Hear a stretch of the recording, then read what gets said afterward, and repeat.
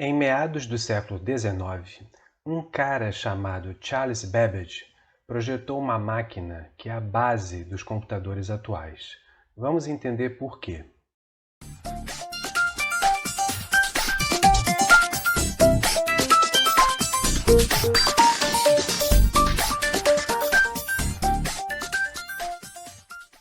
Charles Babbage era um matemático e engenheiro britânico que projetou, entre outros dispositivos, uma máquina de calcular programável, que na época foi chamada de máquina analítica. Essa máquina ela era mecânica, nunca ficou pronta, só que várias ideias presentes nos projetos dessa máquina foram a base para os computadores reais, construídos no século XX, e aí já com a computação eletrônica. A estrutura de funcionamento da máquina analítica é praticamente a mesma estrutura lógica de funcionamento de qualquer computador. Essa máquina deveria receber dados e instruções dos cálculos. Na época, os dados ficariam em cartões, fazer continhas com esses dados e gerar respostas para o usuário em papel.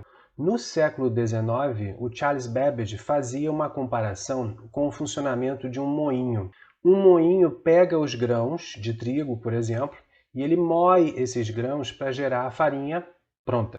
Ou seja, o moinho é a parte principal da máquina que pega os dados de entrada, no caso são os grãos, ele processa esses dados, digamos assim, e gera uma saída, que é a farinha pronta para o usuário. Um computador funciona exatamente do mesmo jeito. Ele tem uma unidade central de processamento, que é a famosa UCP, ou pode chamar também de CPU.